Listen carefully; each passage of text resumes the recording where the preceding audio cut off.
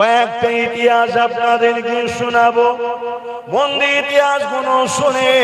ইসলামে যেমন নামাজ আছে, ইসলামে যেমন রোজা আছে, ইসলামে যেমন হজ আছে, ইসলামে যেমন দাড়ি টুপি আছে, ইসলামে যেমন বড়দের সম্মান ছোটদের স্নেহ আছে, আবার ইসলাম কি শিখাচ্ছে, যখন জালিমরা জুলুম করার জন্যে মক্কা থেকে আগে গিয়ে এমন করে বদর নামক স্থানে পর্যন্ত চলে এসেছে, মদিনার উপরে হামলা করবে বলে আমার রাসূলুল্লাহ সাহাবা হুজুরদের ঘরে নিয়ে মদিনা ও মদিনাবাসীদের ঘরে জালিমদের হাত থেকে রক্ষা করবে বলে আল্লাহ নবী ডিফেন্সে পর্যন্ত নেমেছে।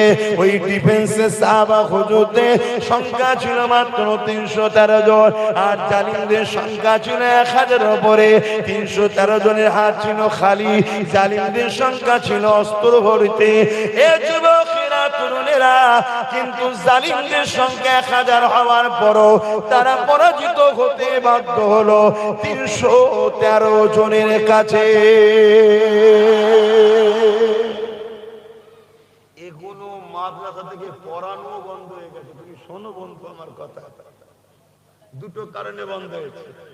একটা কারণ ভয়, কিতাবুল মাগাজি একটা কারণে পড়ানো বন্ধ হয়েছে, ভয়। সমাজ বিরোধী জালিমরা যারা আজকের দিনের সন্ত্রাস, তারা কখনো চায় না এরা অন্যায়ের বিরুদ্ধে প্রস্তুত হোক, তাদের ভয়। আর একটা কারণে এগুলো বন্ধ হয়ে গেছে, অর্থ দেয়, পিছন থেকে টাকা আসে। আপনারা জানেন ব্রিটেনের মাটির তলায় খ্রিস্টানদের গোপন মাদ্রাসা আছে, শুনেছেন কখনো? তাহলে আপনারা কত পিছিয়ে আছে। এই পৃথিবীতে কয়েক লক্ষ মাদ্রাসা আছে যার সিলেবাস ওয়াশিংটন থেকে তৈরি হয়েছে, এটা আপনারা জানেন? হায়রে আমার নবীর উম্মত উম্মতিরা, নামাজ দেবে, রোজা দেবে, হজ দেবে, দাড়ি দেবে, টুপি দেবে, জুব্বা দেবে, পাগড়ি দেবে, এইগুলো দেখুন আপত্তি নাই, এগুলো নাও নাও, নিয়ে নাও, কোনো সমস্যা নাই।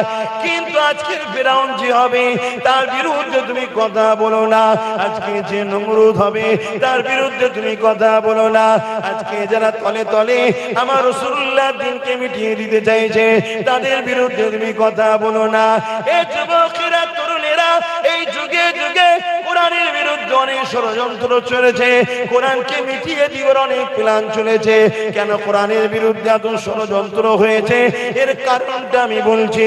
এই ষড়যন্ত্রের মধ্যে একটা ষড়যন্ত্র আপনাদেরকে বলি, সেই ষড়যন্ত্র হলো এটা, বাগদাদের জমিনেতে চেঙ্গিস খান নামক একটা জালিম শাসক ছিল, নাম আপনারা শুনেছে। সেই বাগদাদের জমিনে একটা মাদ্রাসাতে হামলা করলো, যে মাদ্রাসাটা এত বড় ছিল, 3000 শুধু 300 শুধু উস্তাদ ছিল, ছাত্র তুলাবাদ এখানে মাদ্রাসায় শিক্ষা দিবে বলে এত বড় মাদ্রাসা, সেই মাদ্রাসার উপরে হামলা করে লাইব্রেরি সহ তিনি কিতাবগুলোকে সব জ্বালিয়ে পুড়িয়ে দিল। এবারে সেই 300 উলামাকে নিয়ে, সেই 300 মুদাররিসকে নিয়ে, সেই 300 আলেমকে নিয়ে, যারা শিক্ষা দান করে শিক্ষকদের নিয়ে তিনটে কাতারে 100 করে দাঁড় করিয়ে দিল। দাঁড় করিয়ে দিয়ে চেঙ্গিস খান বলতে লেগেছে, তোমাদের কি ভয় হয় না? আমি এত হত্যা করলাম, এত বাচ্চা কোনোকে কতল করলাম, এত ছাত্র কোনোকে মেরে দিলাম, তোমাদের কি ভয় হয় না? লাইব্রেরি গুলো আগুন দিয়ে পুড়িয়ে দিলাম, তোমাদের কি টেনশন হয় না? তারা বলতে লেগেছে, এ চেঙ্গিস খান শোনো, আমরা আল্লাহ ছাড়া দ্বিতীয় কাউকে ভয় করি না।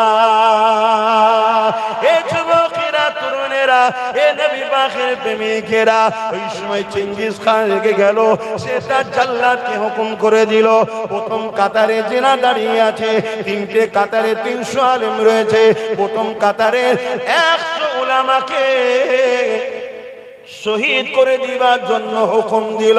চেঙ্গিস খানের জাল্লাদ 100 যে উলামা প্রথম কাতারে আছে, নিজের পাশে দাঁড়িয়ে থাকা ঘর থেকে কল্লা গুলো কেটে কেটে আলাদা করছে।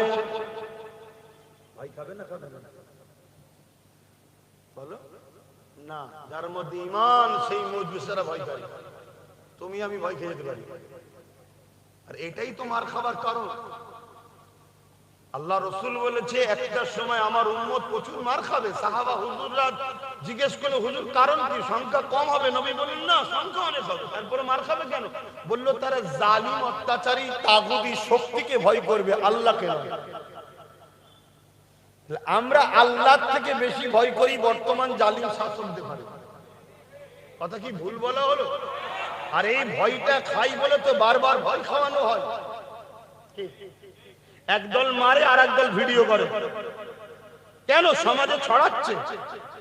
তারা জানে রাসূলুল্লাহর এই হাদিসটা যতক্ষণ না বাস্তবে রূপ দেয়া যাবে ততক্ষণ এ জাতিকে মারা সম্ভব নয়। অর্থাৎ এ জাতির অন্তর থেকে আল্লাহর ভয়কে বার করে আমাদের ভয় ঢুকাতে হবে। এজন্য তাবরেজকে মারলো, সানাউলকে মারলো, পাইল খানকে মারলো, যাকে যাকে মেরেছে ভিডিও করেছে, সমাজে ছাড়া হয়েছে। কেন? যাতে করে একটা আতঙ্ক তৈরি হয়, ভয় তৈরি হয়। আর এ জাতি যদি ভয় খাওয়াতে পারি, এদের নবী বলেছে, তখন এরা মার খাবে। শুনছেন? দুঃখের বিষয়, ওরা তো ভয় দেখাবে। আমাদের মসজিদের এক শ্রেণীর উলামা, আমাদের এক শ্রেণীর ইমাম, আমাদের এক শ্রেণীর আলেম, তারাও দিনরাত আমাদেরকে ভয় খাওয়াচ্ছে না? ভয় শুধু বলছে বিজেপি চলে বলছে, ভয় দেখাচ্ছে। তার মানে আল্লাহর ভয় বার করে দিচ্ছে আর বিজেপির ভয় ঢুকাচ্ছে। শুনছেন? এ যুবকেরা, আমরা তো সেই জাতি যারা ফিরাউনকে মজা চাখিয়েছি। আমরা তো সেই জাতি যারা নমরুদকে মজা চাখিয়ে দিয়েছি। আমরা তো সেই জাতি বদর থেকে শুরু করে খান্দক থেকে শুরু করে প্রতিটা ময়দানে জালিমদেরকে ভয় করেছি। আমরা তো সালাউদ্দিন আইবির উত্তরসূরি, আমরা তো খালিদ বিন ওলীদের উত্তরসূরি। খালিদ বিন ওলীদকে যে 120টা ইসলামের পক্ষে লড়াই করেছে, খালিদ বিন ওলীদের নেতৃত্বে একবার রোম সাম্রাজ্যের বিরুদ্ধে লড়াই হয়েছিল। রোমানীয় সাম্রাজ্যের এমন করে 2 লক্ষ সৈন্য ছিল, আর খালিদ বিন ওলীদের মাত্র 3000 সৈন্য ছিল।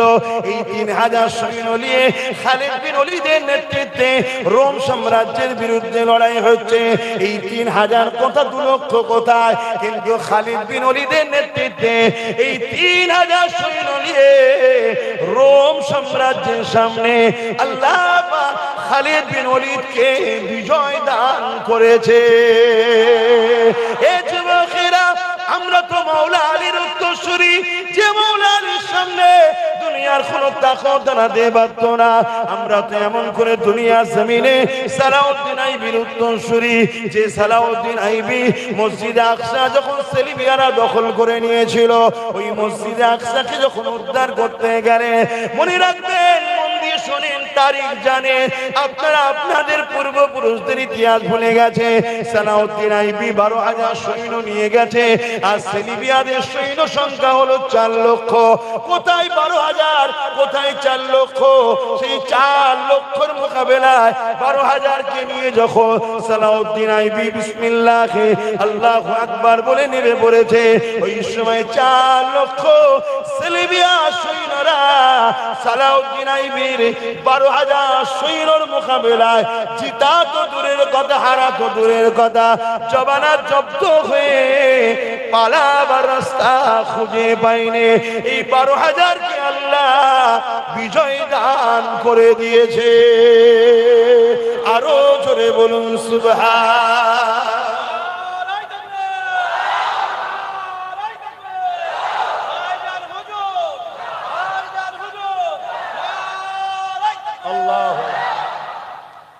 আজকে অঙ্গীকার করে যারা আল্লাহ ছাড়া অন্য কারো ভয় আমাদের সামনে দেখাবে, তারাই হলো গাদ্দার। আমার কথায় সহমত হতে পারছেন না কেন? রাসূল বললেন, আমার উম্মতের মার খাবার প্রথম কারণ হবে কি? আল্লাহকে ভয় না করে তাগুতি, জালিম, অত্যাচারী শাসককে ভয় করবে, মৃত্যুকে ভয় করবে। শুনছেন তো? তাহলে আমরা ভয় করবো কাকে? আল্লাহ। এই জায়গায় যদি কেউ কারো ভয় দেখায়, তাহলে বুঝে নিতে হবে যে আমাদের অন্তর থেকে আল্লাহর ভয়কে বার করাতে চাইছে। শুনছেন? আল্লাহ ছাড়া কারোর উপরে ভরসা করবেন না, আর আল্লাহ ছাড়া কাউকে ভয় করবেন না। আল্লাহকে ভয় করলে লাভটা কি আছে? একটা লাভ বলছি, আগেই বললাম, সূরা রহমানে আল্লাহ বলেছে দুটো জান্নাত দেবে। দ্বিতীয় নম্বর হচ্ছে, যার হৃদয়ে আল্লাহ ভয় আছে, সামনে যত বড়ই জালিম থাকুক সে তাকে ভয় করবে। জোরে বলুন সুবহানাল্লাহ। নাই খেয়াল করে দেখুন, এত সব রয়েছে, এত সব রয়েছে, কারো নিয়ে এদের মাথায় বাজ পড়ে, ওই একটা ছেলের উপরে সবার হামলা। কেন বলেন?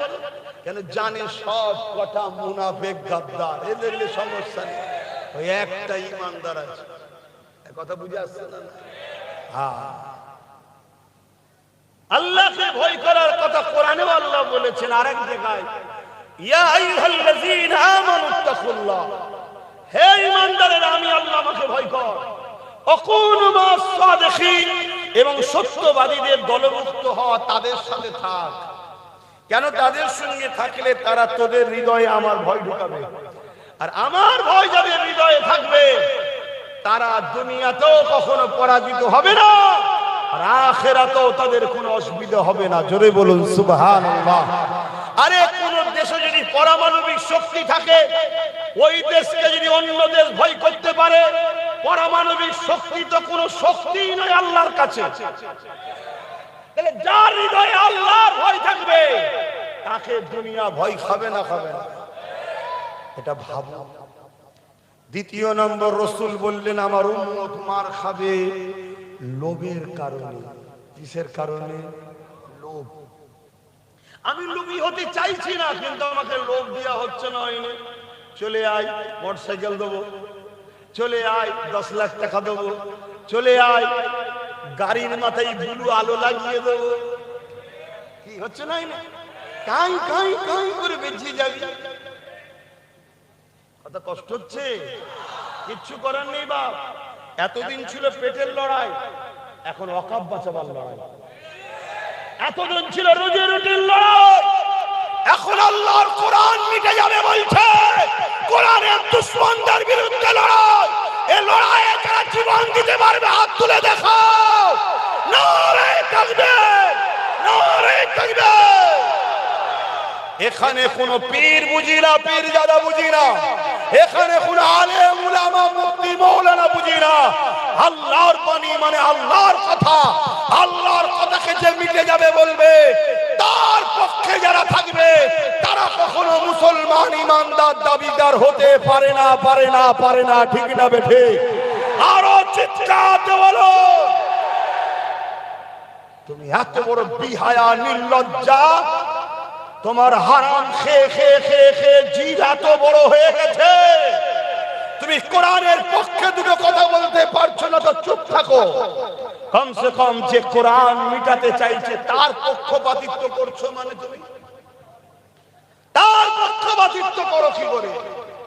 কোরআন মিটাতে চেয়েছিল চেঙ্গিস খান। চেঙ্গিস খান ওই উলামাদেরকে বলছে ভয় করো, তারা বলছে আল্লাহ ছাড়া কাউকে ভয় করি না। প্রথম কাতারের 100 জনকে হুকুম করে দিল কতল করো। জাল্লাদ এক এক করে উলামা ধর থেকে কল্লা আলাদা করছে, ফিচকিরিতে রক্ত বাহির হচ্ছে। পাশের উলামাটা দাঁড়িয়ে আছে, মুখে কোনো ভয়ের ছায়া নাই। জোরে বলুন সুবহানাল্লাহ। কেন? যে দিলে আল্লাহ থাকে, ও দিলে দুনিয়ার কোনো তাকত কখনো ভয় দেখাতে পারবে না। প্রথম কাতারে কিন্তু একটা বয়স্ক আলেম ছিলেন, তিনি প্রথম কাতার থেকে দ্বিতীয় কাতারে চলে গেলেন। চেঙ্গিস খান দেখলো, কিছু বলল না, আবার দ্বিতীয় কাতারে হুকুম করলো গর্দান উড়িয়ে দাও। দ্বিতীয় কাতারে আবার গর্দান উড়িয়ে দেওয়া হলো। ওই যে প্রথম কাতার থেকে বুজুর্গ উলামাটা ছিলেন, তিনি দ্বিতীয় কাতারে চলে আসলেন। তিনি দ্বিতীয় কাতার থেকে তৃতীয় কাতারে চলে গেলেন। দ্বিতীয় কাতারে সমস্ত উলামাদেরকে কতল করে দেওয়া হলো। 199 জন আলেমকে কতল করা হয়ে গেছে। লাস্ট কাতারে 101 জন, প্রথম কাতারের যিনি দ্বিতীয়, দ্বিতীয় থেকে তৃতীয়, তার সামনে চেঙ্গিস খান এসে বলছে, এই বুজুর্গ উলামা, এবারে তুমি কোন কাতারে যাবে? তোমাকে এবারে কে বাঁচাবে? হায় হায়, 199 আলেমের রক্ত কল্লা ধর থেকে আলাদা। এই মুহূর্ত যার মুখ দিয়ে কথা বেরোয় সেই তো যাবে জান্নাতে। ওই সময় দাঁড়িয়ে ওই বয়স্ক উলামা আসমানের দিকে শাহাদত আঙুল তুলে বলছে আল্লাহ আছে। জোরে বলুন সুবহানাল্লাহ, আরো চিৎকার দিয়ে বলুন আল্লাহু আকবার। আঙুল তুলে বলুন আল্লাহু আকবার, আল্লাহু আকবার। আল্লাহ তিনি যিনি সব থেকে মহান, সাইয়্যুল কাদির, সর্বশক্তিমান। আমরা কোন মুদি কোন দিদি কাউকে ভয় করি না, আমরা ভয় করি একমাত্র তামাম কায়নাতের স্রষ্টা লাহু মুলকুস সামাওয়াতি ওয়াল আরদ, আল্লাহকে ভয় করি। জোরে বলুন সুবহানাল্লাহ। ভাইরা আমার, তখন ওই চেঙ্গিস খান রেগে গেল যে এত মারলাম, এর দিলে ভয় নেই আমার। আতঙ্ক তৈরি করতে চাইছে, আতঙ্ক। আজকে চেঙ্গিস খান কোন আতঙ্ক তৈরি করতে চাইছে না চাইনে? আতঙ্ক তৈরি করো, তাহলে এদের কবরস্থান ভাঙবো চুপ করে দেখবে, এদের মসজিদ ভাঙবো চুপ করে দেখবে, এদের মা বোনেদেরকে টেনে নিয়ে যে বাজারে নিলামে তুলবে এরা চুপ করে দেখবে। যদি এদেরকে ভীতু না বানানো যায়, এরা যদি বীরের যা সিংহর মতো 1 ঘন্টা বাঁচবো, 1000 বছর কচ্ছপের মতো বাঁচতে আমরা রাজি নয়। ঠিক তো নাকি? 1 ঘন্টা বাঁচবো, দুনিয়াকে প্রমাণ রেখে দিয়ে যাব যে আমি ছিলাম গাদ্দারদের দলে নয়, আমি ছিলাম ইতিহাস রচনাকারীদের দলে। জোরে বলুন সুবহানাল্লাহ। আল্লাহু আকবার। ভাইয়ের হুঁশিয়ার সব ভাইয়ের আমার, মন দিয়ে শোনেন। ওই সময় ওই বুজুর্গ উলামাকে জাল্লাদ বলছে আগে এর কত রকম, ব্যাস মুখ দিয়ে বেরোতে দেরি ঘোড়া লাফাতে শুরু করেছে। লাফানো তো লাফানো, ঘোড়াকে আর চেঙ্গিস খান থামাতে পারে না। ভয়ানক লাফানো, ওটা ছুটতে শুরু করেছে। জাল্লাদ সহ তার সৈন্যরা এবার চেঙ্গিস খানের দিকে বাঁচাবে কি করে সেই টেনশন। ঘোড়া তো ছুটছে আর লাফাচ্ছে। একটা সময় চেঙ্গিস খানের পা ফসকে গিয়ে আর চেঙ্গিস খানের 1 পা বেঁধে গেছে পায়ে রাখা পাদানিতে, আর আরেক পা ফসকে এসে পুরো জমিনে। এই মাথা লাগে, কাঁধ লাগে, হাত লাগে, ছিন্ন বিচ্ছিন্ন হচ্ছে, একটার পর একটা আঘাত হতে হতে হতে হতে ঘোড়া ততক্ষণ পর্যন্ত থামেনি যতক্ষণ না চেঙ্গিস খান মরে জাহান্নামে গেছে। শুনছেন? মিটালো কে? মিটালো কে? 199 জনের কপালে শহীদের মরণ রেখেছিল কে? আর 101 জনকে গাজীর মর্যাদা দিল কে? তাহলে তোমার আমার লস নাই। তুমি আমি জুলুমের বিরুদ্ধে, অন্যায়ের বিরুদ্ধে, সন্ত্রাসের বিরুদ্ধে, চোরেদের বিরুদ্ধে, খুনিদের বিরুদ্ধে, ওয়াকাবের দুশমনদের বিরুদ্ধে, মাদ্রাসার দুশমনদের বিরুদ্ধে, কোরআনকে মিটে যাবে বলে তার বিরুদ্ধে লড়ছি। আমরা যদি এই লড়াইয়ে মারা যাই আমরা হব শহীদ, আর যদি বাঁচি আমরা হব গাজী। জোরে বলুন সুবহানাল্লাহ, আরো জোরে বলুন সুবহানাল্লাহ। এখানে আমাদের লস নাই। লস আছে নাকি? মরলে শহীদ, বাঁচলে গাজী। সেই রাস্তা ছেড়ে দিয়ে কোন জাহান্নামের কাতারে যাচ্ছ মুসলমান? ঘুমটার পিছনে যে কি শয়তানি আছে বুঝতে পারছো না? কবে বুঝবে? কবে বুঝবে? এখনো বুঝার সময় হয়নি যে ঘুমটা দিয়ে আস্তে আস্তে দাদাকে বাংলায় ঢুকাচ্ছে, ঘুমটা দিয়ে এসে আস্তে আস্তে ঢুকাচ্ছে। এটা বুঝতে এখনো পারছনি? যখন আমার ওয়াকাবের বিরুদ্ধে আজকের ফেরাউন, আজকের নমরুদ, কেন্দ্রের মোদী সরকার আমার কোরআন, আমার ওয়াকাবের বিরুদ্ধে যখন আইন করলো, এই বাংলার মুসলমান সমস্ত রাজ্যে আন্দোলন হচ্ছে। এই বাংলার মুসলমান যখন আন্দোলনে নেমেছিল, এই মমতা ব্যানার্জি বলেছিল বাংলায় কোনো ওয়াকাবলি আন্দোলন হবে না, দিল্লি চলে যাও। কেন? বাংলাটা কি মমতার বাবা খালি সম্পত্তি? এই বাংলায় তুমি ভোট নেবে, এই বাংলার মুসলমানদের ভোট নেবে, এই বাংলার মুসলমানদের কাছে তোমার দলের কুকুরগুলোকে পাঠাবে যে ভোট দাও ভোট দাও। আর এই বাংলার মুসলমানদের মসজিদ যখন বিজেপি দখল করতে চাইছে, এই বাংলার মুসলমানদের মাদ্রাসা যখন দখল করতে চাইছে, এই বাংলার মুসলমানদের কবরস্থানে যখন আঘাত দিচ্ছে, তুমি আমাদের সাথ দিলে না, আমাদের ভোটে তুমি সরকার হলে, উপরন্ত তুমি আমাদেরকে বলছো দিল্লি চলে যাও। এরপরও যারা আন্দোলন করতে নেমেছিল তাদেরকে তুমি জেল দিয়েছো। ওই জেল খাটার মধ্যে একজন হলো নওশাদ সিদ্দিকী, ওয়াকাবের জন্য জেল খেটেছে। আগামী দিন যদি আমরা কাউকে ভোট দিই সেটা নওশাদকে দেবো, ঠিক না বেটে? হাত তুলে বলো ঠিক না বেটে? কেন সে ওয়াকাবকে বাঁচাবার জন্য একটা ছেলে সুপ্রিম কোর্টে লড়ছে, আর তোকে সরকার করলাম, তোকে 215টা সিট দিল মুসলমান, তোকে জিতালো এ জাতি তোর উপরে ভরসা করলো, এ জাতি তোকে ভালোবাসলো, আর তুই এ জাতিকে বলছিস ওয়াকাবলি আন্দোলন করলে সব থেকে বড় দুশ্মন আমি হব। তার মানে মসজিদের হয়ে আন্দোলন করলে দুশ্মন ও আমাদের হবে। আমি মাদ্রাসা কেন বিজেপি ভাঙছো বললে আমাকে জেলে দেবে মমতা। কবরস্থান নিয়ে আন্দোলন করব, মোদি তুমি কবরস্থান ভাঙছো কেন? আমার ওয়াকাবলিতে দেবো না মোদি তোমায়। দিদির মুখে ব্যথা হচ্ছে, দাদার উপরে বোনের কত ময়া দেখেছো? এই দাদা দিদি সেটিংটা বুঝতে পারছো না, পারোনি? এখন মমতা মনে করেছে একটা মুফতির একটা পীরজাদাকে নিয়ে নিলে হয়তো আমার বেড়া পার হয়ে যাবে। তোর মুফতিও তোর সাথে জাহান্নামে যাবে, তোর পীরজাদাও তোর সাথে জাহান্নামে যাবে। কেন আমার কাছে পীরজাদা আগে নয়, আমার কাছে আল্লাহর কোরআন আগে, আমার কাছে বাপ আগে নয়, আমার কাছে খোদার ঘর মসজিদ আগে, আমার কাছে আল্লাহ নবীর ঘর আগে। কিয়ামতের দিনে কোন পীরজাদা তোমাকে আমাকে বাঁচাতে পারবে না। কিয়ামতের দিনে আমিনার লাল তোমার আমার জন্য শাফাআত করবে। আজকে বলো আমিনার লালের দিনের দুশমন যারা, তাদের বিরুদ্ধে আমাদের লড়াই করা দরকার আছে না নয়? হাত তুলে বলো লড়াই দরকার আছে না নয়? তাহলে দিদি মুদির বিরুদ্ধে আমাদের ভোট দেবো না দেবো না? জোরে বলো। দিদি মুদির পক্ষে থাকবেন না বিরুদ্ধে? জোরে বলো। বাংলার অলিতে গলিতে জানিয়ে দাও, কোরআনের সূরা বাকারার মধ্যে আল্লাহ বলছে আমাকে আমার হাবিবকে ছেড়ে তোরা যাদের দলদাস হবি তার হাতে আমি আল্লাহ তোদেরকে মিটাবো। অতএব আল্লাহ ও রাসূলকে ছেড়ে দিয়ে তোমরা যদি দিদিকে প্রাধান্য দাও, এর হাতেই আল্লাহ তোমাদেরকে মিটাবে। সেই মিটাবার একটা ছোট্ট নমুনা বলে যাচ্ছি।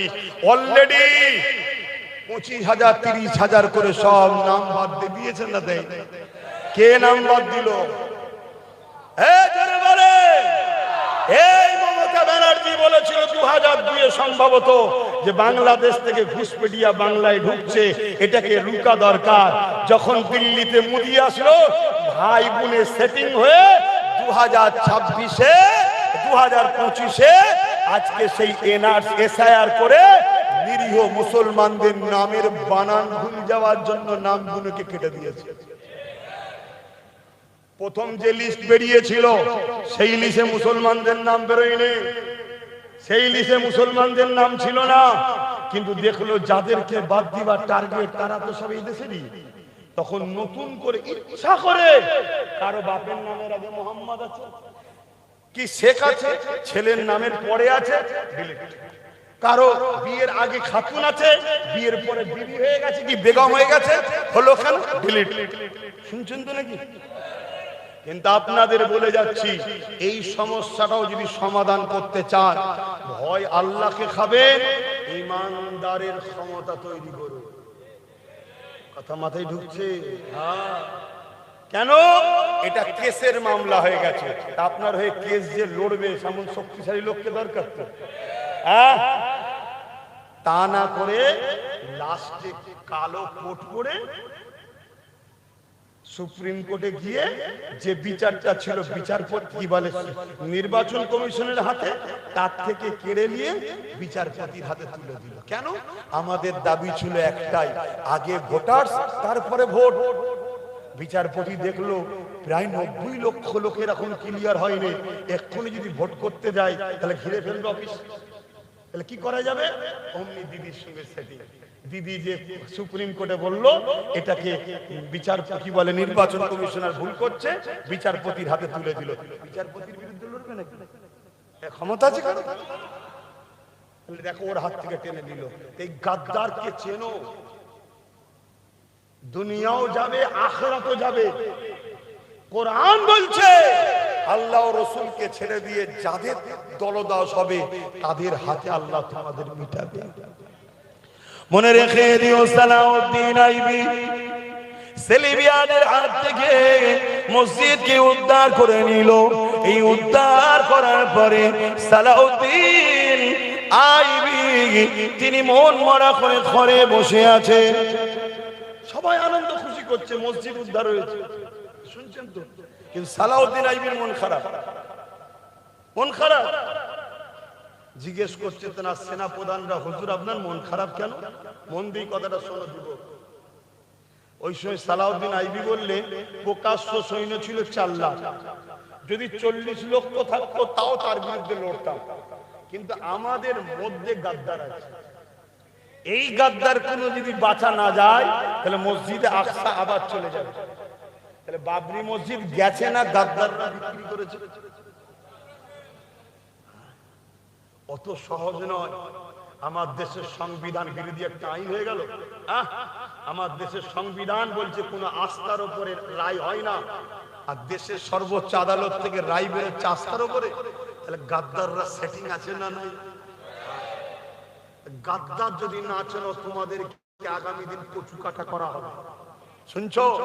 গাদ্দার যদি চিনতে পেরে যাও মাথা তুলে বাঁচবে, শুনছো? আর এই কথাগুলো আমি জানিয়ে দিই বলে দিনের শেষে সব কিছু থেকে ঘুরিয়ে এনে বাজারে শুধু একটাই কথা বলবে, কি আব্বাসের সাথে বিজেপি সেটিং আছে। শুনছো তো?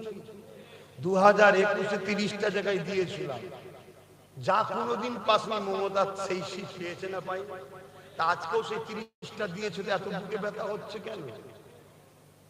কথা মাথায় ঢুকছে না? ঢোকে নেই কেন? ওরা জানে যে 2030-এ 2021-এ অনেক কটা পেয়েছিল, এবারে তো অনেক কড়াকড়ি হবে, তাহলে অনেক কটা পেয়ে যাবে। একটাই যদি এত লড়াই দেয় তার সাথে যদি আরো 15-20টা হয়ে যায় তাহলে ফাটাফাটি করে ফেলবে। তোমার এই 24 পরগনাতে যত কমই হোক 5-6টা পাওয়ার জায়গা আছে,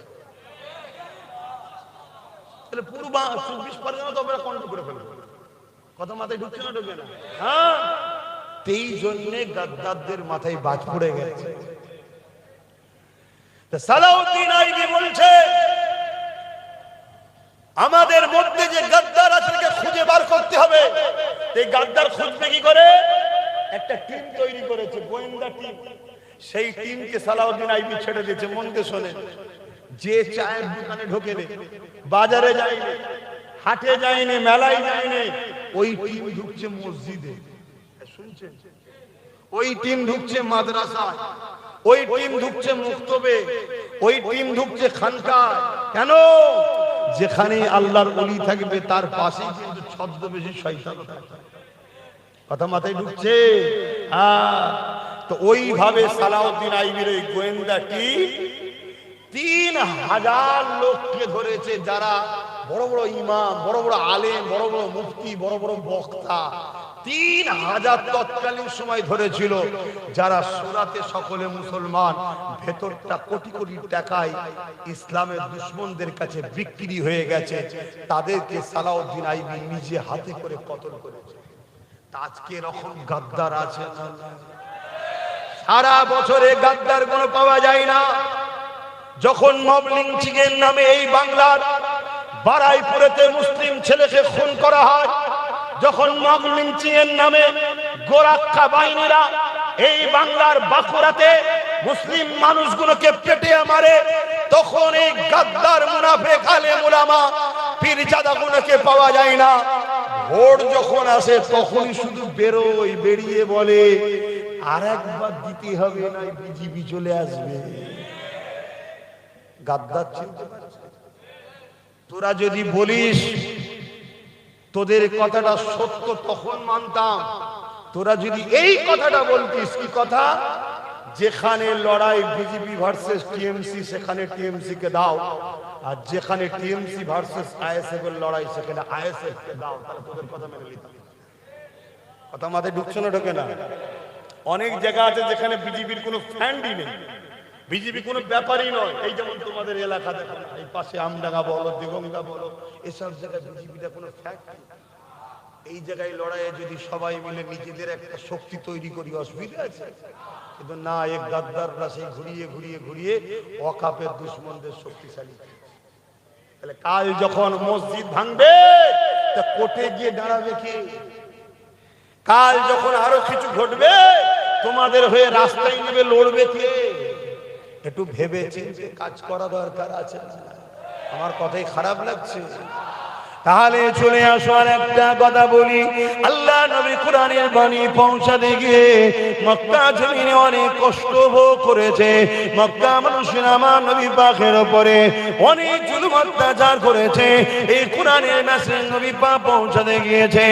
এ যুবকেরা, তরুণেরা, তার মধ্যে তো ঈমান নাই, যার হৃদয়ে লা ইউমিনু আহাদুকুম হাত্তা আকুনা হাব্বা ইলাইহি মিন ওয়ালিদিহি ওয়া ওয়ালাদিহি ওয়ান নাসি আজমাইন, ততক্ষণ পর্যন্ত তোমরা ঈমানদার দাবি করতে পারবে না, যতক্ষণ পর্যন্ত তোমাদের ধন দৌলত, জমি জায়গা, ঘরবাড়ি, টাকা পয়সা, বাপ মা, ছেলে পুলে, এমনকি নিজের জানের থেকেও আল্লাহ নবীকে বেশি না মহব্বত করবে, ততক্ষণ পর্যন্ত তোমরা ঈমানদার দাবি করতে পারবে না। যদি নবীর প্রেম হৃদয়ে থাকে, যে কোরআনের বাণী পৌঁছাতে গিয়ে আল্লাহ নবী কত কষ্ট পেয়েছে, ওই কোরআনের বিরুদ্ধে আমার বাংলার বিজেপির এক ফোরপাস নেতা এই এমন করে রয়েছেন নদিয়াতে, যে কিনা ফোরপাস নেতা, সে বলছে কোরআনের সূরা তাওবার 5 নম্বর আয়াত নাকি হিংসা ছড়াচ্ছে। শুনেছেন না শুনেন না?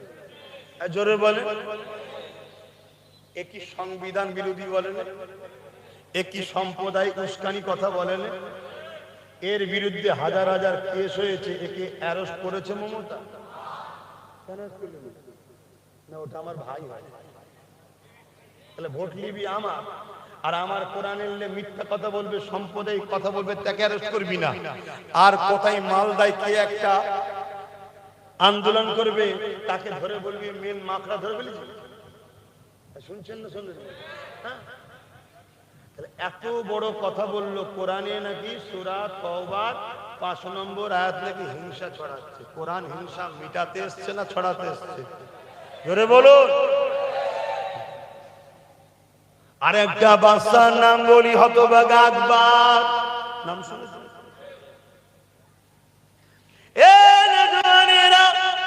আকবর কোরআনের বিরোধী করেছিল, কোরআনকে মিটাবে বলে দ্বীনে ইলাহি বলে কিতাব লিখেছিল। ওই কিতাব যখন বাজারে ছেড়েছে, ছাড়ার পরে আকবর বলতে লেগেছে আমার উপরে ওহী এসেছে, কোরআনকে মিটাবার জন্য আকবর দ্বীনে ইলাহি লিখেছিল। এ যুবক, ইতিহাস জানো, ইতিহাস জানো। আজকে যেটা হচ্ছে এটা নতুন নয়, যুগে যুগে যুগে হয়েছে। একজন একজন করে মুজাহিদে ইসলাম দাঁড়িয়ে গেছে, তার দ্বারা আল্লাহ জালিমদেরকে মিটিয়ে দিয়েছে। ওই সময় আকবর দেখলো আমার কোরআনের বিরুদ্ধে লোক তো দাঁড়িয়ে গেছে, কি করা যাবে? আকবর বড় বড় টাকা দিয়ে মুফতি কিনলো, মৌলানা কিনলো। তৎকালীন সময় যারা দালাল মার্কা ছিল, কিনেছে, তারা বাড়ি বাড়ি গিয়ে বলছে আমাদের বাদশা হলো আকবর, আমাদের জন্য তার উপরে আল্লাহর পক্ষ থেকে কিছু আসতে পারে। এই বাদশার উপরে আসবে ওহী, আল্লাহর পক্ষ থেকে বাদশার উপরে, নবীদের উপরে। জোরে বলেন, আমার নবীর পরে কোন নবী আসবে? কিন্তু শয়তান মার্কা মুফতি মৌলানারা কি বুঝাচ্ছে শুনছেন? কিন্তু মুজাদ্দেদে আলপে সানি তার সাথীদেরকে নিয়ে আকবরের বিরুদ্ধে দাঁড়িয়ে গেল। বলুন সুবহানাল্লাহ। অনেক ঝড় তুফান হয়েছে মুজাদ্দেদ আলপে সানির উপরে, কিন্তু বিজয় আল্লাহ মুজাদ্দেদ আলপে সানিকে দিয়েছে, আকবরকে জাহান্নামে পাঠিয়ে দিয়েছে। শুনছেন? কোরআনের উপরে যুগে যুগে হামলা হয়েছিল। আল্লাহ নবী এই কোরআনের বাণী নিয়ে যখন মক্কা মানুষেরা কেউ শুনতে চাইছে না, নবী আমার কোরআনের বাণী নিয়ে চলে গেছে তায়েফের জমিনে। মক্কা সন্ত্রাসীরা তায়েফের মানুষদেরকে আগে থেকে জানিয়ে দিয়েছে মুহাম্মদ রাসূলুল্লাহ যে বাণী নিয়ে আসছে ওই বাণীটা হলো সত্য বাণী, কিন্তু এই বাণীর মধ্যে ইনসাফ আছে, ওই বাণীর মধ্যে ইনসানিয়াত আছে, এই বাণীর মধ্যে মানব বন্ধন আছে, ওই বাণীর মধ্যে প্রেম আছে, ওই বাণীর মধ্যে ঐক্য আছে। কিন্তু আমরা যে মানুষকে জুলুম করে ক্ষমতা দখল করে রেখেছি, যদি মুহাম্মদ রাসূলুল্লাহ এই বাণী মানুষ শুনে নেয়, দলে দলে মুহাম্মদ রাসূলুল্লাহ দিকে লোক চলে যাবে। তাই তায়েফের মানুষেরা তোমরা মুহাম্মদ রাসূলুল্লাহকে তায়েফের জমিনে ঢুকতে দেবে না। এ যুবকেরা, তরুণেরা, তোমার আমার দিলে যদি নবীর প্রেম থাকে মন দিয়ে শোনো, এই কোরআনের বাণী পৌঁছাতে গিয়ে তায়েফের মানুষেরা আল্লাহ নবীর উপরে পাথর মারলে, আল্লাহ নবীকে আঘাত দিলে, যেখানে যেখানে পাথর লাগলো নবী পাকের শরীর মোবারক থেকে রক্ত ঝরে পড়তে লাগলো। এ না জওয়ান তরুণেরা, বাপেরা, ওই রক্ত তায়েফের জমিনে পড়তে লেগেছে। ওই রক্ত গড়িয়ে গড়িয়ে রাসূলুল্লাহ জুতা মোবারকে গড়িয়ে যায়। এই অবস্থাতে নবী পাক এমন করে তায়েফের জমিনে অজ্ঞান হয়ে গেল। এই নজনের অনেক করুণ কথা, অনেক বড় কথা। আমি জানতে চাইছি যে কোরআনের জন্য আমার রাসূলুল্লাহ তায়েফের জমিনে রক্তাক্ত হলো, আজকে দিনে যদি ওই কোরআনের সূরা তওবার 5 নম্বর আয়াতে কেউ যদি বলে হিংসা ছড়াচ্ছে, তারও বিরুদ্ধে আমাদেরকে লড়াই করতে হবে যেমন, আর ওই কোরআনকে কেউ যদি বলে মিটে যাবে, তার বিরুদ্ধে লড়াই করতে হবে না, হবে না? তবেই তো ঈমান। আচ্ছা বলুন তো দেখি, কোন ছেলে যদি তার বাপকে বলে আব্বা আমি তোমায় ভালোবাসি, স্বাভাবিক? কিন্তু বাপকে যখন পাড়ার 2-3 জন গালিগালাজ করছে, ছেলে প্রতিবাদ করছে না, এটা কি ভালোবাসা? একটু বলবেন তো আব্বার, এটা ভালোবাসা? আরে হাজারো বাপ কুরবান হয়ে যাক আমার কোরআনের কাছে, হাজারো মা কুরবান হয়ে যাক আমার কোরআনের কাছে, তুমি বলছো আমি আল্লাহকে ভালোবাসি, আর আল্লাহর কথা শেষ হয়ে যাবে যখন কোন কেউ বলে, তখন তুমি তার পক্ষে থাকতে পারবে? জোরে বলো। শোনো মঙ্গে, ঈমান আছে না নাই বুঝবেন কি করে? বেশি দূর নয় মাদ্রাসা, কতটা দূর? 1 মিনিট 2 মিনিট, বেশি দূর নয়। মুসলিম শরীফের হাদিস, আল্লাহ নবী জানাচ্ছেন ঈমান আছে না নাই বুঝবেন কি করে? আপনার তো বোঝা দরকার, আপনার তো বোঝা দরকার, যে যার ভাবা দরকার তোমার ঈমানটা আছে না নাই, ভাবা দরকার আছে না নাই। এবার আপনার ঈমান আছে না নাই বুঝবেন কি করে? দাড়িটা কি ঈমান? টুপিটা কি ঈমান? নামাজটা কি ঈমান? রোজাটা কি ঈমান? হজটা কি ঈমান? ধরে বলুন। ঈমান তো আলাদা জিনিস, যেটা নবীর প্রেম ও আদব। তা আপনার মধ্যে নবীর প্রেম ও আদব আছে না নাই, মানে ঈমান আছে না নাই, আপনি বুঝবেন কি করে?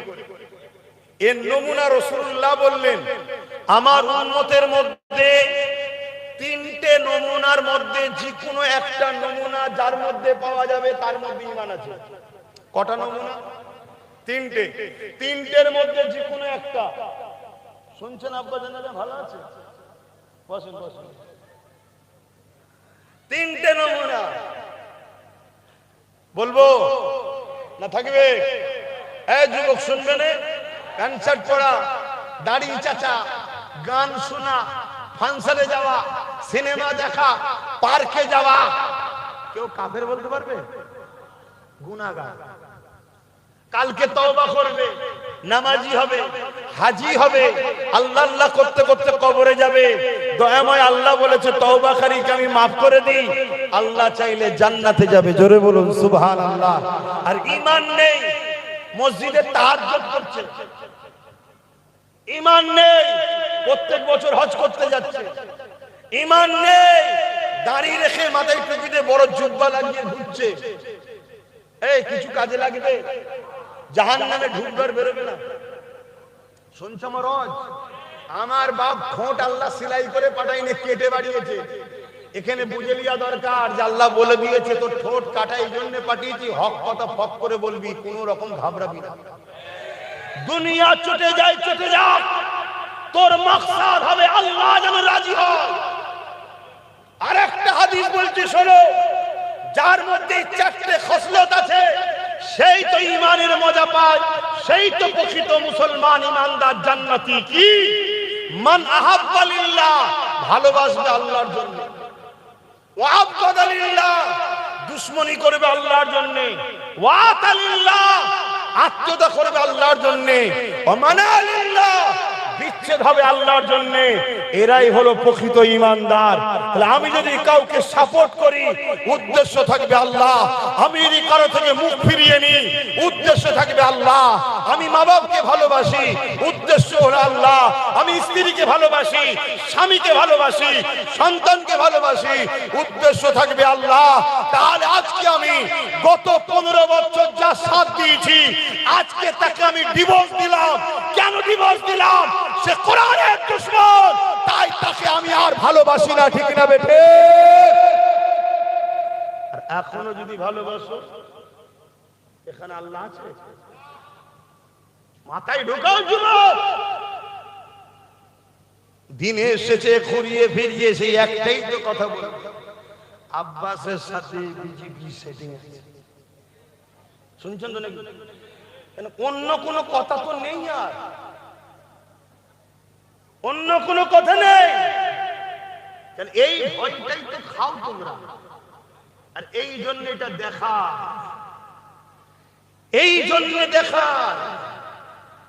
এতদিন ছিল ইস্যু ভোটের পাকিস্তান আর বাবরি মসজিদ, ও আর খাচ্ছে না লোক, ওই জন্য আর দেখাচ্ছে না। কথা বুঝাস? এখন একটাই, মুসলমানদের ভয় খাওয়া। মনে রাখবেন, ইসলামের ইতিহাস পড়বেন, আরো ইতিহাস পড়বেন, যখন কোন রাজা হেরে যাবার জায়গা হয়ে যায়, তার একটাই রাস্তা থাকে, প্রজাদেরকে ভয় খাওয়া। তো ভাইরা আমার, আল্লাহ নবী বললেন তিনটে বৈশিষ্ট্য যে উম্মতের মধ্যে আছে, বা তিনটের মধ্যে কোনো একটা পাওয়া যাবে, তার মধ্যে ঈমান আছে। নাম্বার 1, অন্যায় দেখলে হাত দিয়ে রুখবে। বলুন বলুন বলুন, কি দিয়ে? মুসলিম শরীফের হাদিস। অন্যায় দেখলে হাত দিয়ে জোরে বলে। তাহলে উম্মতের সামনে অন্যায় হবে, ঈমান আছে না নেই নমুনা কি? হাত দিয়ে রুখবে। আমার মসজিদ মাদ্রাসা ওয়াকাফকে মিটিয়ে দেবে, আর সেই আইনকে সাপোর্ট করে রাজ্যের ওয়াকাফকে বিজেপির হাতে তুলে দেবে। এটা অন্যায় না অন্যায় নয়? হ্যাঁ, জোরে বলো। রাসূলুল্লাহর হাদিস অনুযায়ী অন্যায় দেখলে হাত দিয়ে রুখতে হবে। তাহলে অন্যায় দেখলে হাত দিয়ে যারা রুখবে, তাদের মধ্যে নবী বলছে ঈমান আছে। হয়তো গুনাহগার, গুনাহ করেছে, কিন্তু ঈমান আছে। কি নমুনা? অন্যায় দেখেছে, উম্মত হাত দিয়ে রুখছে। হাত দিয়ে রুখবেন না রুখবেন না? রুকার ক্ষমতা আছে না নাই? কার কার ক্ষমতা আছে হাত দিয়ে রুখার? একটু হাত তুলে সাক্ষী দেন, লম্বা করে হাত তোলেন। হাত দিয়ে রুখতে পারবেন তো? অন্যায়কে রুখতে হবে তো নাকি? তবেই তো ঈমান। আপনি যদি বলেন রুখতে গিয়ে মার খেতে হবে, কেস খেতে হবে, জেল খাটতে হবে, আপনি আল্লাহকে ভালোবাসেন, আল্লাহর পরীক্ষায় তো আপনাকে জেলে যেতে হবে। ইব্রাহিম আলাইহিস সালাম আল্লাহর প্রেমে যদি আগুনে যেতে পারে, তা আপনি জেলে যাবেন না? শুনছেন তো নাকি? তাহলে হাত দিয়ে রুখবেন। হাতে রুখার ক্ষমতা আছে না না? আমাদেরকে আল্লাহ সুযোগ দিয়েছে। যারা ভোটার তালিকায় নাম নেই, তারা তার হাত দিয়ে রুখতে পারবে না।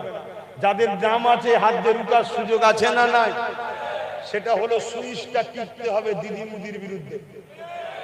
কারা কারা আমার সঙ্গে একমত? হাত তুলে সাক্ষী দেন। আমিও আপনাদের সঙ্গে একমত। দিদি মুদির বিরুদ্ধে সুইচ টিপবেন। জোরে বলো, জোরে বলো। তার মানে আমি হাত দিয়ে রুখে দিলাম, ওদেরকে ভোট দেবো না। আমরা ভোট দিই বলেই তো আসে, দেবো না। কেন দেবো না? অন্যায় দেখেছি, হাত দিয়ে রুখলাম। শুনছেন না? তাহলে সুযোগ আছে না নাই? কাজে লাগাবেন না লাগাবেন না? হ্যাঁ। এখন যদি কোনো আমার মুসলিম নামধারী ভাই বলে যে হুজুর জলসা করতে এসে রাজনীতির কথা বললে কেন, বলতে পারে না? আমি ওই মুনাফিক মুসলমানকে জিজ্ঞেস করব, তোর দাদা দিদি যখন রাজনীতির ব্যানারে ধর্ম বিরোধী করে, তোর হুঁশ থাকে? তোর দাদা দিদি যখন কলকাতার রেড রোডে গিয়ে নামাজ কেলিয়ে রাজনীতি করে, হুঁশ থাকে না? তোর দাদা দিদি যখন ইফতার পার্টির নামে সারাদিন হরামের খেয়ে যখন এসে নাটক করে, তখন হুঁশ থাকে না? তা তোরা রাজনীতির নামে যদি আমার ধর্ম মিটাতে চাস, আমরা ধর্মগুরুরা তোদের রাজনীতি মিটিয়ে দেবো। বলা কি ভুল হচ্ছে? তাহলে জবান খুলে বলুন, ঠিক না বেঠিক? এরপরও জিজ্ঞেস করবো, তুই তো মুসলমান রে, তুই কোরআনের পক্ষে নয়, ওয়াকাফের পক্ষে নয়, তুই দাদা দিদির পক্ষে, তোর গায়ে লাগলো কেন? বলছে না, আপনি আমার দাদা দিদির বিরুদ্ধে বললেন কেন? ও তাই নাকি? তাহলে আমি তো, বুঝবেন ভালো করে, আমি তোর দাদা দিদির বিরুদ্ধে বলেছি, তোর গায়ে লেগেছে। আর তোর দাদা দিদি যখন আমার আল্লাহ দ্বীনের বিরুদ্ধে বলে, আমার গায়ে লাগবে না লাগবে না? ও, তোর দিলে আল্লাহ ও রসুলের থেকে দাদা দিদির প্রেম বেশি, তাই দাদা দিদিকে বিরুদ্ধে বলেছে আব্বাস সিদ্দিকী, গায়ে লেগেছে। আর আমার অন্তরে তোর দাদা দিদির থেকে প্রেম বেশি আল্লাহ ও রসুলের, তাই তোর দাদা দিদি আল্লাহ ও রসুলের দ্বীনের বিরুদ্ধে বলেছে বলে আমার গায়ে লেগেছে। তুই দাদা দিদি জাহান্নামে যা না। আমার কথা ডাইরেক্ট হয়, আপনাদের অসুবিধা হচ্ছে? অত ঘুরিয়ে টুরিয়ে বলার সময় আছে কোথা? হায়াত কম। আমি কি ঈসা আসি বলে আদম আলাইহিস সালামের মতো, নূহ আলাইহিস সালামের মতো 1000 বছর লাগবো নাকি ধরে তুলে চ? এখন লোক আর হোমিওপ্যাথি ওষুধ খেতে চাই না, দুদিন বাঁচবো, তো আস্তে আস্তে কি রোগ সারাবি, যা অ্যালোপ্যাথি নিয়ে যায়, তাতে একটা কিডনি যায়, জানবি না। সব জায়গায় এখন তাড়াহুড়ো করছে, তা এখন অত ধৈর্য ধরে বলার সময় আছে নাকি? কিন্তু আব্বাস সিদ্দিকী লড়াইটা করছে দ্বীনের পক্ষে না বিরুদ্ধে? শোনো, রাজনীতি তো জুম্মায় জুম্মায় আইএসএফ 2021-এ খুলেছে, তার আগে লড়াই করেছে না করেনি? তোমাদের এই উত্তর 24 পরগনার পাশে একটা নদী আছে, গঙ্গা সাগর, গঙ্গা নদী না কি বলে, পার করে গেলেই চুচুড়া, ধুপিঘাট পার করলেই চুচুড়া। ওই চুচুড়াতে একটা মসজিদ আছে, একটা মাদ্রাসা আছে। যে মসজিদে, যে মাদ্রাসাতে এই টিএমসি গভর্নমেন্ট তালা মেরে দিয়েছিল, তোমরা জানো কি জানি না, আমি রাজনীতির দল খোলার পিছনে কারণটা একটু মন দিয়ে শোনো। ওই চুচুড়ার মসজিদ মাদ্রাসায় রাজ্য সরকার টিএমসি গভর্নমেন্ট তালা মেরে দিয়েছিল। তালা, মসজিদকে বন্ধ করেছিল, মাদ্রাসাকে বন্ধ করেছিল। কেন? ওই সম্পত্তিটার দাম কয়েক হাজার কোটি টাকা, ওটাকে বিক্রি করার প্ল্যান করেছিল। অনেক বন্ধু আন্দোলন করেছে, সবার আন্দোলনকে সাধুবাদ জানায়। আমার কাছে যখন খবর এলো আহলে সুন্নাতুল জামাত থেকে, আমি 15 থেকে 20 হাজার ছেলে নিয়ে ওই চুচুড়ার মসজিদ মাদ্রাসার সামনে ঘড়ি মোড়ে আন্দোলন করতে নামলাম। 4টে পর্যন্ত পারমিশন ছিল। 4টের সময় আওয়াজ দিয়ে বলেছিলাম, মসজিদ খোলো, মাদ্রাসা খোলো, নামাজ পড়বো, ঘরে যাব। আল্লাহর ঘরে তালা মেরে রাখার ক্ষমতা কারণে তালা খুলতে হবে, হয় লাশ যাবে, না হয় নামাজ পড়বো। তারা বড় বড় সব পুলিশ নামাচ্ছে, ভয় দেখাবে বলে, চমকাবে বলে।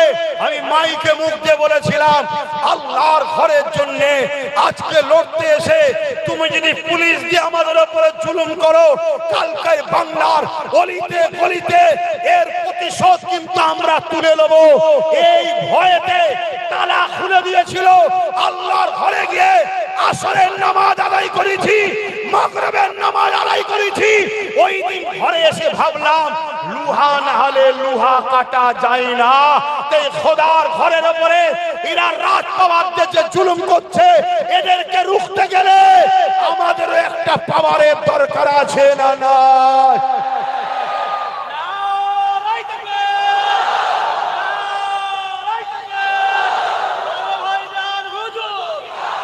ভাইয়েরা আমার, সব তো বুঝলেন। দিনের শেষে দালাল মার্কা মুফতি, মাওলানা, ইমাম, দালাল মার্কা সবাই ভালোকে ভালো বলো।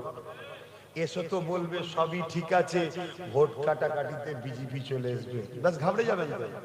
আচ্ছা বলুন, এই বাংলায় 2011-র আগে বিজেপি ছিল? আমি এই তাপিলিয়া মাসে পড়তাম, এখানে লড়াই আমি নিজে দেখেছি। বাম আর কংগ্রেস লড়াই করত, বোম মারামারি, মারপিট আমি দেখেছি নিজে। তার আগে বিজেপি নামক বাংলায় কোন দল ছিল? 11ই মমতা আসার পর বিজেপি এলো। সিস্টেমটা কেমন জানেন? যে জমিনে ঘাস থাকবে ওই জমিনে গরু আসবে, তাই তো নাকি আব্বা? যে জমিনে ঘাস থাকবে ওই জমিনে গরু আসবে। কেন গরু ঘাস খেতে আসে না? যেদিন থেকে বাংলায় ঘাস ফুল গজালো ওই দিন থেকে বাংলায় গরু আসা শুরু হলো। খেয়াল করে দেখেন, অতএব গরু তাড়াতে চান, ঘাস মারা স্প্রে করে দেন, ঘাস থাকবে না, গরু থাকবে। কথা মাথায় ঢুকছে না? দিনের শেষে সেই একটাই কথা তো বলবেন। তাহলে মসজিদ মাদ্রাসা খুলেছি যখন, তখন আমার কোনো রাজনীতির দল ছিল? আরে ইমানের লড়াইয়ে লড়াই করি। কিন্তু আমার মাথায় ঢুকলো, লুহা না হলে লুহা কাটা যায় না। একটা রাজনীতির দলের নেতা অন্যায় করলে আর একটা রাজ পাওয়ার না হলে দমন করানো অসুবিধে হয়। এই পুলিশদের চমকাচ্ছে। তখন আমি মনে মনে ঠিক করছি কি করে করা যায়, কি করে করা যায়। রাজনীতির দল তো আমার বাড়ির কেউ করেনি, চারটিখানি ব্যাপার নাকি, করতে হবে। কি করা যায়? আবার এই করেনে বলে অনেক আবার ফতোয়া দিচ্ছে, বাপ দাদুরা কেউ করেনি। বাপ দাদুর সময় করার প্রয়োজন ছিল না, এখন প্রয়োজন হয়েছে। তখন ভ্যাকসিন তো কেউ দেয় না, এখন তো সব ভ্যাকসিন নিয়ে বসে আছে। আর যারা যারা ভ্যাকসিন নিয়েছে জন জন ছেলে হার্ট অ্যাটাক করে মরে যাচ্ছে। তাহলে মোদি আমাদেরকে বাঁচালো না, ভ্যাকসিন মেরে দিল। মাথায় ঢুকছে? তো ভাইয়ের আমার, তখন চিন্তা করলাম কি করা যায়। এই চিন্তা করতে করতে 17ই ডিসেম্বর এলো। কত ডিসেম্বর? 17ই ডিসেম্বর এই সন্ধ্যের পরে আমি জলসায় যাচ্ছিলাম, এবিপি নিউজ আমাকে একটা বক্তব্য জিজ্ঞেস করলো, কি বাংলায় বিজেপি এসআইআর করে মুসলমানদের ঘরে এনআরসি করে তাড়াতে চাইছে। আমি বললাম মুসলমান তো কেউ নেই, অন্য দেশ থেকে আসেনি, অতএব মুসলমানদের ভয় নেই। এই আমরা কেউ এসেছি না অন্য রাজ্য থেকে, দেশ থেকে আমাদের ভয় নেই। ওটা ঢপ দিয়ে হিন্দু ভাইদেরকে বোকা বানাচ্ছে বিজেপি। তবে রাজ্য সরকারকে বলবো, মানুষ বড় আতঙ্কে আছে, মানুষকে যদি বাঁচাতে চান রাস্তায় রাস্তায় আন্দোলন না করে এনআরসির বিরুদ্ধে সুপ্রিম কোর্টে যেটা কেস করে দেন। বলা কি ভুল হচ্ছে ভাই? একটু বুঝছেন তো আমার কথা নাকি? ও বাবা, ওই দিন রাত্রিরে দেখি 1টা-1:30টার সময় আমার বাড়িতে 2-2.5 হাজার পুলিশ, 2-2.5 হাজার পুলিশ ভাঙ চুর লাথি মারা দরজায় কি না করছে। বলে বলে শোনা যাবে নাকি? শোনা যাবে তো? আজান দিলি বন্ধ করতে ভাই, এটা শোনাই না। 2-2.5 হাজার পুলিশ। আমি তখন ভাবলাম না, আমার তালাটা খোলার অনেক চেষ্টা করেছিল। সকালে উঠে তালায় হাত দিয়ে দেখি তালাটা শুধু আটকানো আছে, খুলে গেল পট করে। তাহলে আল্লাহর সাহায্য আছে না? তাহলে দুনিয়ার আর কাউকে পাত্তা দিই নাকি আমি? হ্যাঁ, কোনো ভয়কার ভয় খাবো নাকি? আমি ওই দিন ভাবলাম না, আর দেরি করলাম না। 17ই ডিসেম্বর পুলিশ পাঠিয়েছে, 21শে জানুয়ারি কলকাতায় রাজনীতির দল খুলেছি। এই বীজখানে নওশাদকে বুঝিয়েছি, হারা আমি তো হুজুর হয়ে গেছি, জলসা টলসা করি, তুই তো এখন করিস না, তো তুই এক কাজ কর, রাজনীতি করবি। নওশাদ বলছে রাজনীতি করবো, আমাকে কেউ চেনেও নেই, পড়াশোনা করে তখন। আমি তোর লাইন করে দেবো, তুই করবি কি বল? কিছুতেই রাজি হয় না। অনেক বুঝিয়ে ওকে রাজি করেছি। 21শে জানুয়ারি গিয়ে ওর হাতে ঝান্ডাটা ধরিয়ে দিয়েছি। ওর হয়ে ডাইরেক্ট 2021-এ নেমেছিলাম। 13টা সিট পেয়েছিলাম। কটা? 12টা সিটকে কেড়ে নিয়ে হয়তো গণনা কেন্দ্র থেকে একটা কাটতে পারেনি। কেন? কোরাইশ বংশের ছেলে। কথা বুঝতে পেরেছেন? এখন ওকে এই 5 বছরে কেনার জন্য মমতা হাজারো অফার দিয়েছে। সংখ্যালঘু মন্ত্রী, পঞ্চায়েত মন্ত্রী, 150 কোটি টাকা, কত কি অফার দিয়েছে, কিনতে পারেনি। লাস্টে এখন বিজেপি শুভেন্দু থেকে শুরু করে হই হই করে বেরোচ্ছে, ওই দিকে খেয়াল নেই, শুধু নওশাদকে হারাতে হবে। কথাটা মাথায় ঢুকছে না? শুভেন্দুকে ডেকে মমতা চা খাওয়াচ্ছ তো সমস্যা নেই, অভিষেক ব্যানার্জিকে মুদি ডেকে খাওয়াচ্ছ তো সমস্যা নেই, সব গলায় গলায় মিলিয়ে আছে। কখনো টিএমসি, কখনো বিজেপি, কখনো টিএমসি, কখনো বিজেপি। এই যে বারাসাতের যে ক্যান্ডিডেট, ও বিজেপি নয়, আজকে আবার টিএমসি। অর্জুন সিং কখনো বিজেপি, কখনো টিএমসি, কখনো টিএমসি, কখনো বিজেপি। নন্দীগ্রামে যাকে ক্যান্ডিডেট করেছে, সকালবেলা জয়েন্ট হয়েছে, 2 মিনিট পরে ক্যান্ডিডেট করে দিয়েছে। আজান দিচ্ছে? আচ্ছা, আজানটা হয়ে যায়। ওটা উঠি না। কটাই জামাত? 8:30টায় জামাত, তার আগে আমি দোয়া করে দেব।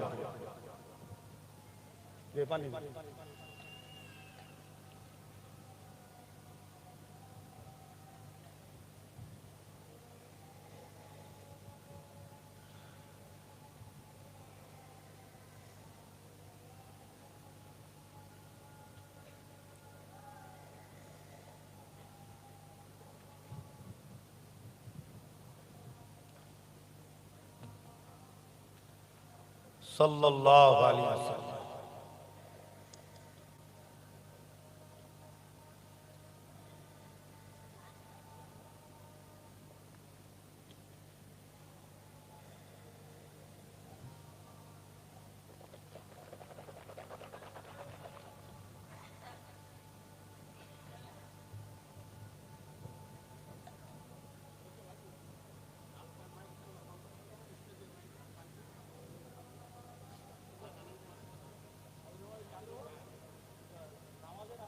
হ্যাঁ হ্যাঁ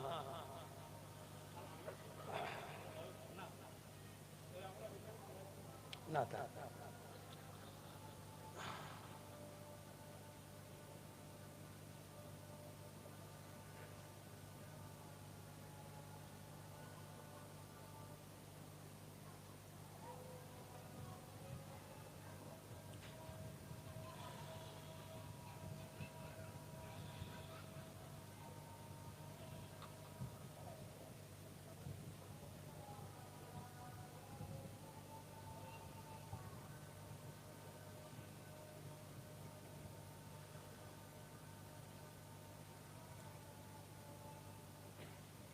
لا حول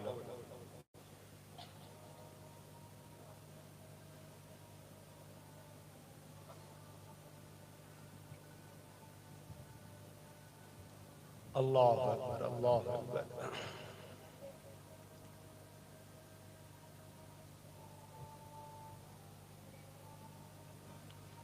اللهم رب هذه الدعوة التامة الصلاة القائمة محمد وسيلة الفضيلة درجة الرسول مقام محمود الذي يؤثر سنة الصفات إنك لا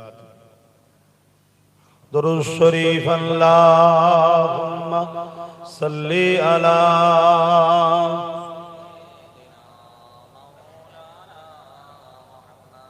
وعلى آله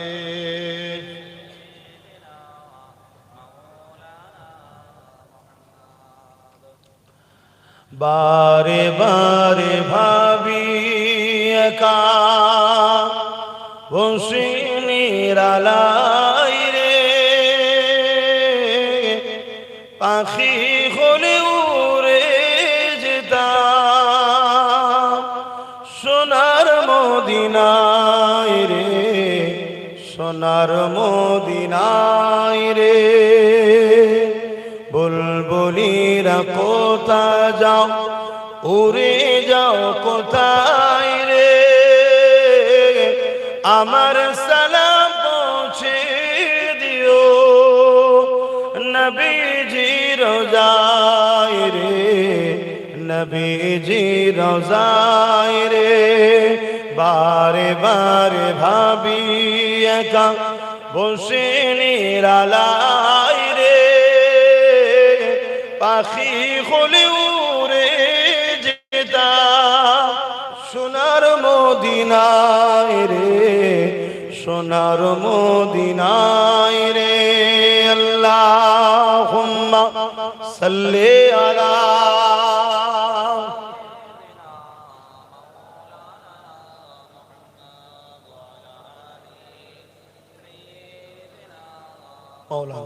আমার আব্বা জানেরা আজান দিয়েছে নামাজ পড়তে হবে তার আগে সংক্ষেপে বলছি খুব মন দিয়ে শোনেন খুব মন দিয়ে শোনেন একদিনে কত কথা বলবো এজন্য আমার পেজগুলো ফলো করবেন এইসব ফলো রাখবেন এক এক জায়গায় এক একটা রকম বলা হয় একদিনে কটা কথা বলবো বলেন না আজকে পরিস্থিতিটাকে সামনে দেখতে হবে তাহলে রাসূলুল্লাহ বললেন অন্যায় দেখলে হাত দিয়ে রোকো যদি হাত দিয়ে রুখতে না পারে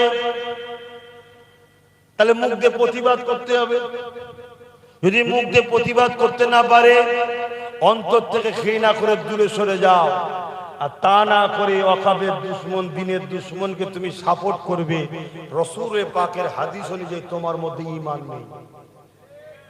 তাই এই কথাটা আমার জাতির কাছে পৌঁছানো দরকার আছে না?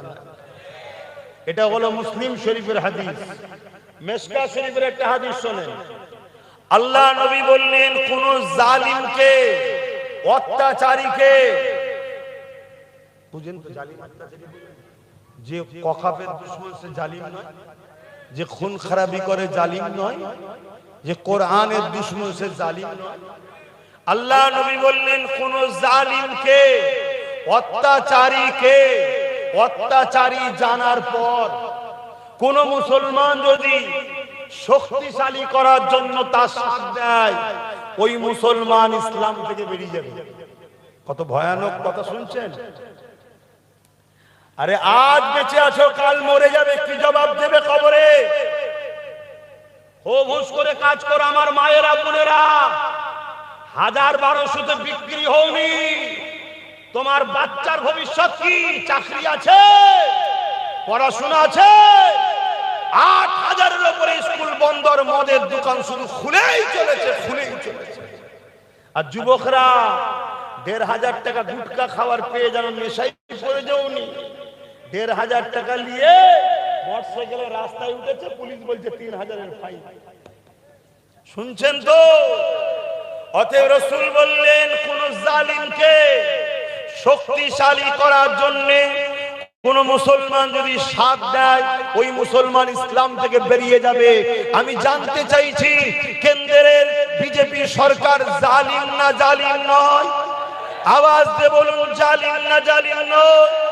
রাজ্যের টিএমসি সরকার ওয়াকাফের দুশমন, কোরআনের দুশমন, এ জালিম না জালিম নয়?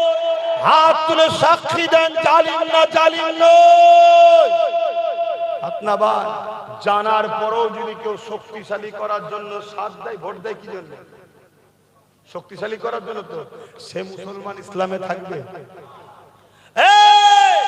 কোন যাকাত থেকে মুক্তি যদি থাকে, আসো, কোন যাকাত থেকে মাওলানা যদি মনে করো যে না আব্বাস সিদ্দিকী হাদিসে নেই বলছে, আসো। কথা শুনছেন না শোনেন? আমার নবীর উম্মতদের ঈমানকে নষ্ট করা হচ্ছে। তোমরা খেয়াল করে দেখো, আল্লাহ ও রাসূল থেকে তোমাদেরকে সরাবার প্ল্যান চলছে। তার আরেকটা নমুনা বলে যাচ্ছি, দেশের সরকারের পাওয়ার নেই, ট্যাক্সের টাকায় ধর্মের স্থান করে, কিন্তু আমার রাজ্য সরকার আমাদেরও ট্যাক্সের টাকাতে দিঘাতে মন্দির করলো, আর সেইখানে পোশাক রেশনের মাধ্যম দিয়ে মুসলমানদেরকে খাইয়ে চালা খাওয়াই। কোন মুসলমান পোশাক খেলে ঈমান থাকবে? হ্যাঁ, এটা অন্য ধর্মের ভক্তির জিনিস, আমি তাকে ছোট করছি না, তার বিষয়ে কোনো মন্তব্য করছি না। যেমন আমার কুরবানি আমার কাছে ভক্তি, এটা অমুসলিমের কাছে কি ভক্তি? তাহলে আমি যদি রেশনের মাধ্যম দিয়ে সব মুসলিমের বাড়ি পাড়ায় আমার কুরবানির পশু সিন্নি, তারা কি খুশি হবে? তা আমার ইসলামে যেটা খাওয়া, গায়রুল্লাহর সঙ্গে শরীক করা খাওয়া, ওই খাবার খেলে ঈমান চলে যাবে। এরা প্ল্যান মাফিক তোমার আমার ঈমানকে শেষ করতে চাইছে। কারণ কি? যাতে করে এরা যখন তোমাকে আমাকে মায়ানমারের মতো গণহত্যা করবে, তুমি আমি যাতে লড়তে না পারি। ঈমানেই তো লড়ি রে বাবা। তাই রাসূলুল্লাহর শেষ হাদিস বলে যাচ্ছি, আল্লাহ নবী বলছে, আমার উম্মতেরা, বাবারা, তোমরা যদি কামিয়াবি চাও, তোমরা কুরাইশ বংশের বাচ্চার নেতৃত্ব মানবে। কোন বংশের? রাসূল বললেন, কুরাইশ হলাম আমি, আমার বংশের বাচ্চাদের নেতৃত্ব তোমরা মানবে। আজকে বলো, আপনারা খারাপ না নেন তো আমি জিজ্ঞেস করছি, ওয়াকাফকে বাঁচাবার জন্য এবং এসআইআর এর নাম ডিলিট হয়ে গেছে, যাদের নথি আছে এবং 2002 এর লিঙ্ক আছে, তাদের নাম যাদের ডিলিট হয়েছে, এদের উপরে জুলুম করেছে, এদেরকে বাঁচাবার জন্য আরো আনুষঙ্গিক বিষয় আব্বাস সিদ্দিকী যে লড়ছে, আমি কুরাইশ বংশের ছেলে হয়ে জানতে চাইছি, আপনারা আমার সাথে এই লড়াইয়ে সাথ দিতে রাজি আছেন? হাত তুলে সাক্ষী দেবেন রাজি আছে? আমি কাউকে জোর করছি তাহলে এই লড়াইয়ে যদি সাথ দিতে চান, আমি যদি ডান দিক যেতে বলি আপনারা যাবেন না? তবেই তো সাথ দেওয়া হবে। আমি যদি বাঁদিক যেতে বলি আপনারা যাবেন না, তবেই তো সাথ দেওয়া হবে। আমি দূরে কাছে সবাইকে মেসেজ দিচ্ছি, ওসিলা হিসাবে লড়াই করার জন্য লাঠি লাগে না লাগে না? ওই লাঠিটা একটা ছিল 2021-এ, 2026-এ যেন অনেক কটা লাঠি পাই আমি। তাই নওশাদ ও তার সাথীদের সাথ আপনাদের দিতে হবে। কারা দেবেন হাত তুলে সাক্ষী দেন। ঠিক বলছেন, লম্বা করে হাত তোলেন। কেউ হাত তুলতে বাকি নেই তো? দেখেলেন কেউ বাকি আছে? যদি বাকি থাকেন ঝগড়া করব না, হাত নামান। শুধু জেনে লবই আমাদের নয়, তাহলে বিপদে তার সাথেও আমরা নয়। কথা মাথায় ঢুকলো? মনে রাখবেন, মনে রাখবেন। আমার কথা কি কষ্ট পেলেন? আরে আমার ওয়াকাফের জন্য যে লড়েছে তার আমি সাথ দেবো না? যে আমার মসজিদ মাদ্রাসার জন্য কেস চালাচ্ছে আমি তার সাথ দেবো না? হ্যাঁ, রুজি রুটির তো প্রয়োজন আছে, কিন্তু মনে রাখবেন যে রুজি রুটি সহ লড়াই করছে তার তো সাথ দিতেই হবে। যে জায়গায় আমার ভাই আছে আমি তার সাথে আছি, আপনারা যদি আমার সাথে থাকেন আমার ভাইয়ের সাথ দিতেই হবে। এই কথাটা বলে দিয়া কি অসুবিধা হলো? না হুজুর সব ঠিকই আছে, ডাইরেক্ট রাজনীতি করে ফেললেন।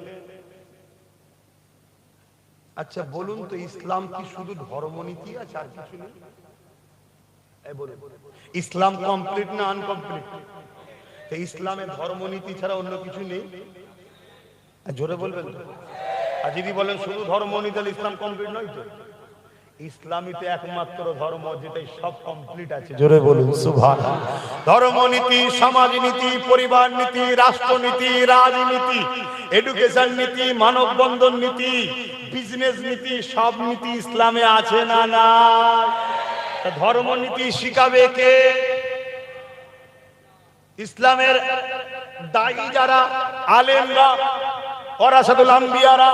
তাহলে ইসলামের ঘরের ছেলেকে রাজনীতি শিখাবে কে? বলবেন তো পকেট মার না? তাহলে আমরা শিখাবো না? শিখাবো না? তাহলে সবটাই তো শিখাতে হবে। এই জন্য বললাম, কারো কষ্ট হলো আসেন সালামটা দেবো। ইয়া নবী,